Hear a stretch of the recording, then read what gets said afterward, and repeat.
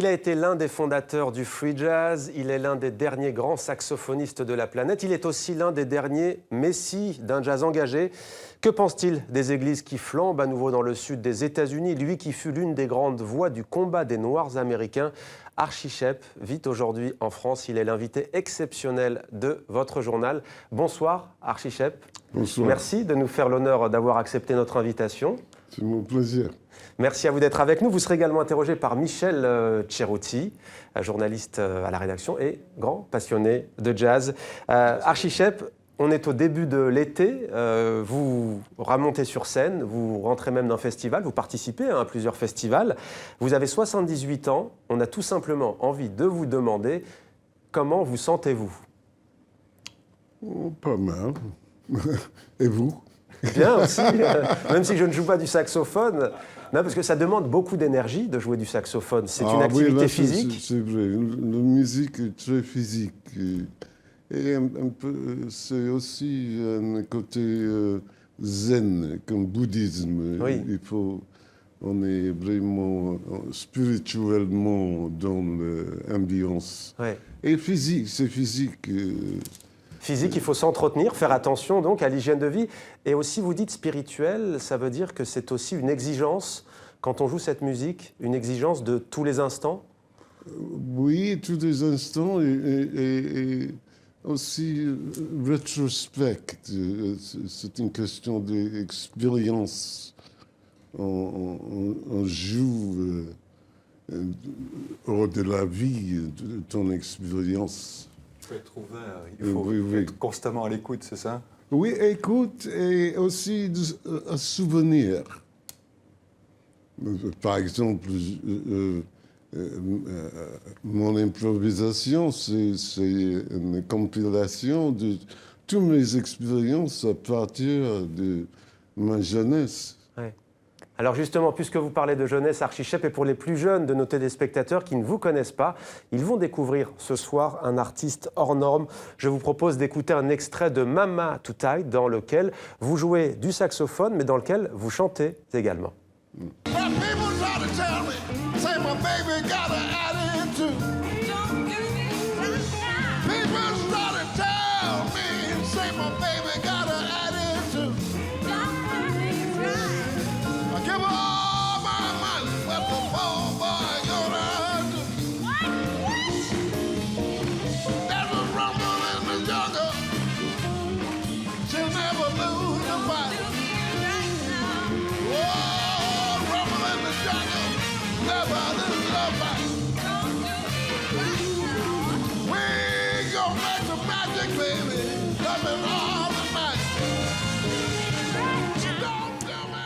Archie Shepp, même si je sais qu'il y a beaucoup à dire sur le free jazz, qui est pour vous au fond une étiquette, peut-être d'abord quelques mots sur votre retour au blues. Pourquoi ce choix artistique d'un retour au blues?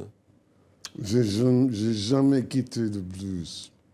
Je suis même accusé par des gymnastes free jazzmen. Ils m'accusent d'être vraiment un rock and roll, joueur de rock and roll. Donc, mais pour moi, ça ne fait rien. J'ai commencé, mon papa a joué du banjo. En fait, le banjo, c'était mon premier instrument et j'adore cette musique. Mon premier gig, mon première performance à l'âge de 16 ans, c'était avec une équipe du blues, rock and roll. J'ai jamais quitté. Il y a presque une confusion, Archie Shepp, sur le fait qu'on vous attribue toujours le free jazz. C'est quelque chose avec lequel vous n'êtes pas tout à fait en accord. Certains vous voient comme étant un des pères fondateurs du free jazz, et puis vous, en même temps, vous n'êtes pas tout à fait d'accord avec cette étiquette-là, je crois. Non, et en fait, c'est un mot inventé par des critiques de 1960, quelque chose. À mon avis, toute cette musique, la musique africaine-américaine, est en fait free. Pendant le temps d'esclavage, des jubilees, des spirituels, le gospel, la musique du blues, Louis Armstrong, il a vraiment bouleversé le monde de musique quand il a commencé de jouer des notes 2 fois plus haut que des musiciens classiques. Il était accusé d'utiliser un bec qui était trafiqué. Ouais. C'est donc un mouvement éminemment libre, de liberté. Justement, vous remontez sur scène toujours avec votre big band Attica Blues. Ce nom, vous l'avez depuis très longtemps. Il fait référence au soulèvement de 1971 dans la prison qui porte le même nom. Hein. C'était des prisonniers qui s'étaient soulevés pour protester contre l'assassinat de George Jackson, un militant des Black Panthers. En quoi, selon vous, Archie Shepp, cet événement historique a-t-il encore un sens pour vous aujourd'hui? Oui, regarde, juste récemment, il y a 9 personnes mortes dans une église, pas en prison, mais une église en Caroline du Sud. Il n'y a pas de raison, c'est pas rationnel. Mais donc, ça continue le meurtre, l'exploitation de mes peuples, Ouais. dans beaucoup de niveaux. Vous évoquez l'attentat raciste du 17 juin, c'était il y a presque un mois à Charleston, donc vous l'avez dit, en Caroline du Sud. Il y a aussi des églises qui ont flambé dans cette région de votre pays. Mais pas seulement des prisons. Et des églises, des églises aussi. même, comme vous dites, des fidèles qui étaient en pleine prière. Barack Obama, ça n'a rien changé? Non, c'est pire. Pourquoi? Je supporte M. Obama dans plusieurs instances, mais je crois que l'Amérique n'était jamais prête pour un président noir. Et en fait, ça rappelle, ça reprise la guerre entre des États qui n'était jamais résolue aux États-Unis. La question de l'esclavage et d'égalité de tout le monde. Les droits civiques notamment. Tout à fait. Archie Shepp, j'évoquais le soulèvement d'Attica, c'était en 1971. 2 ans plus tard, ça va vous rappeler des souvenirs, on est en 1973 et vous êtes au festival de Château-Vallon. C'est en France, pays qui vous est cher. Vous parliez tout à l'heure de spiritualité, on va le voir, soudain, en effet, tout s'arrête.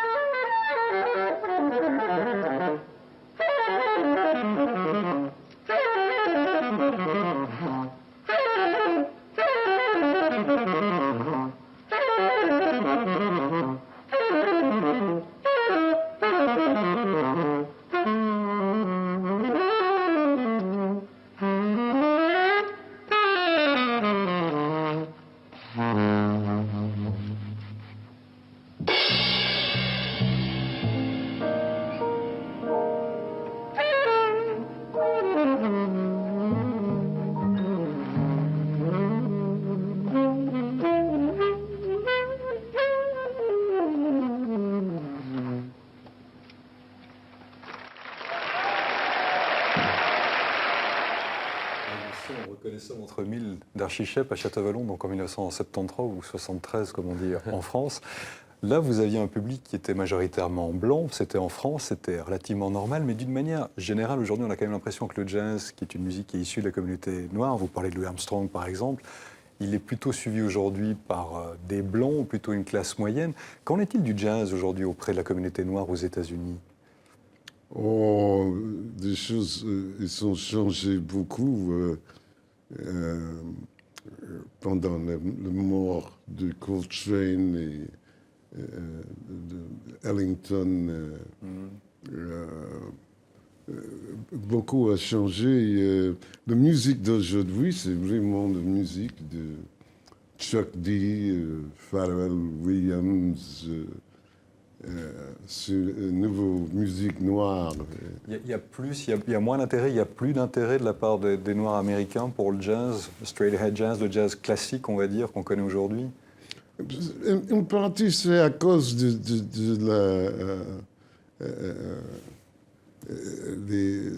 la musique noire est une musique qui toujours c'est une réflexion du temps, qu'est-ce qui se passe. En fait, le morceau écrit par Marvin Gaye, What's Going On. Donc la musique noire est toujours What's Going On.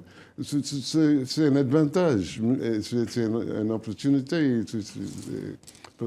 Cette évolution permanente. Hein. Cette évolution permanente, mais aussi pour la musique noire, par comparaison avec la musique classique européenne. C'est un frein aussi, quelque part. Ouais. On garde pas la tradition dans le même sens que on peut écouter Mozart, Bach, musique il y a 5 siècles. Mais Ellington, quand j'étais enseignante, j'ai donné un test et la plupart des musiciens, de mes étudiants m'ont répondu quand j'ai demandé quel instrument joue Duke Ellington, ils ont dit trompette. Donc ils ont des gens noirs plus jeunes, ils n'ont aucun. Mais en même temps, il y a une chose qui est paradoxale à Archie Shepp, c'est aujourd'hui, la communauté noire aux États-Unis étant difficile, vous le parliez, il y a des églises qui brûlent, il y a des morts, etc. Comme ça a pu être le cas dans les années 60, quand il y avait une véritable revendication, à ce moment-là, il y avait un courant musical qui était le jazz, qui était une musique de rébellion. Est-ce qu'aujourd'hui, il y a un courant musical qui s'ancre dans une volonté de rébellion? On a l'impression que ce n'est pas le cas d'une certaine manière. La musique d'aujourd'hui, c'est pas bien engagé. Des jeunes noirs sont pas... Les artistes sont pas, pour la plupart, ils sont pas très politiques. Mais c'est paradoxal, ça s'est perdu. Oui, c'est paradoxal et aussi c'est une question de capitalisme. Et le moins on parle des choses politiques, le plus on peut gagner de l'argent. Il y a tout de même, Archie Shepp, des jeunes artistes que vous inspirez. Vous avez d'ailleurs collaboré avec certains d'entre eux. J'en veux pour preuve le rappeur français Rossé. Estelle Martin, de la chronique culture de 64 minutes, va nous rejoindre dans un instant, mais avant, elle nous a préparé un extrait, justement, on regarde.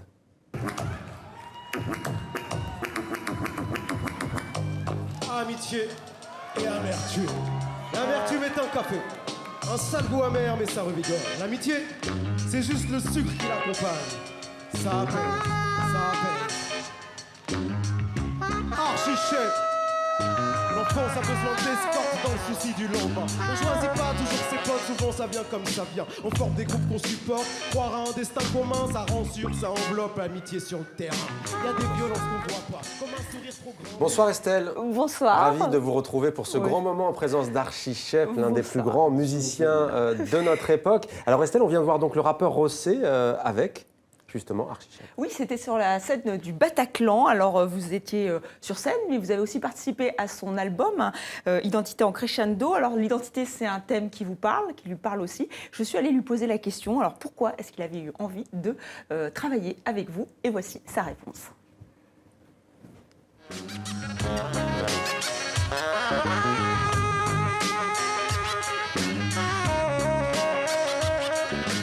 Archie Shepp.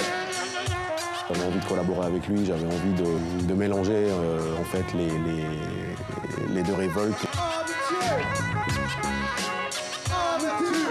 Ils se sont dans le rap comme ils se sont dans d'autres musiques, c'est à lui. Il part de son sax avec des rythmiques provenant des États-Unis, mais qui transportent très bien avec d'autres rythmiques qui viennent d'Afrique, du Maghreb. C'est quelqu'un qui a aussi une notion très précise aussi de la complexité des identités. Et c'est quelque chose en fait qui transpire de sa musique. Moi, je le vois plus comme un compagnon, en réalité un compagnon de route.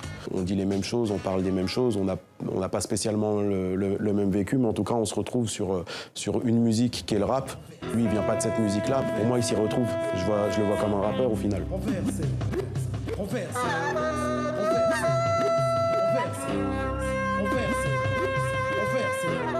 Archie Ici le magazine. Archichep. Alors Archichep qui est un rappeur, ça fait longtemps, hein, depuis Mama Rose. Vous êtes un rappeur en fait. Oh oui, peut-être même avant. Avant en plus. Oui, le mot rap, c'est un mot, ça vient de argot. En fait, quand j'étais jeune, on a utilisé le mot rap. Il y avait en 1960, il y avait H. Rap Brown. Il était très engagé, mais le mot, ça veut dire to talk, à parler. Et quand j'étais jeune, par exemple, je revenais tard à ma maison, ma maman dit, qu'est-ce que vous avez fait là? Et j'ai dit, I was rapping with the guys on the corner. Ouais. So rap, ça devient... Oui, c'est très, on a rien à inventer aujourd'hui. Mais c'était commercialisé avec la musique et la poésie qui était rajoutée. Oui. Archichep, vous aimez beaucoup l'Afrique aussi. On va vous remontrer une image qui vous tient sans doute à cœur. C'est en tout cas Estelle Martin qui l'a retrouvée pour un festival qu'on affectionne beaucoup ici. Il s'agit du Festival panafricain d'Alger, hein, Estelle. Oui, c'était un peu le Woodstock de l'époque, hein. On est en 69, une période d'espoir, celle des indépendances africaines. Là, on voit ces images qui sont tournées par William Klein. Il y a eu un documentaire. Oui. Et, alors, il y avait Nina Simone, Barry White et vous, Archichep. Vos sessions avec des musiciens traditionnels algériens sont devenues cultes. Il y a même eu un documentaire qui s'appelle, c'est un court-métrage Archichep à Alger de Théo Robicheux. Quel souvenir vous gardez? Parce que vraiment, on a l'impression que ça n'a plus jamais existé. Il y en a eu un en 2009, ça n'avait rien à voir. Oh, pas beaucoup de souvenirs, sauf que l'esprit, l'ambiance était chargé avec émotion et je crois, on peut dire, je rappelle la poésie de Ted Jones. Il a écrit un poème quand on est arrivé. Le poème était We have come back. Nous sommes revenus. Et là, c'était le feeling pour nous, le sens de fils prodige. Archichep, on resterait des heures avec vous, bien entendu, mais il va falloir que je vous pose la question. Merci à vous d'avoir répondu dans un français parfait. Vous vivez entre la France et les États-Unis depuis une vingtaine d'années maintenant. Quel est votre rapport à cette langue, à la langue française? Quel est votre rapport à cette langue, à la langue française? Qu'est-ce qu'elle représente pour vous? Oh, j'étais toujours amoureux J'adorais la langue française. De temps que j'étais jeune, ma maman était une fan de Charles Boyer. Et je me souviens, comme un jeune, en anglais, j'essayais d'imiter l'accent français. Et enfin, en lycée, j'ai pris 2 ans de cours en français. J'étais un bon étudiant en français. Enfin, j'avais la chance de visiter la France et c'était toujours Merci un plaisir. beaucoup à vous, Archichep. Merci Estelle, merci. Michel, merci à vous d'avoir répondu à nos questions. Archichep, grand saxophoniste. On t'aimerait l'appeler avec un mot, BAM, Black American Music. Merci à vous d'être venu sur le plateau de 64 minutes sur TV5 Monde.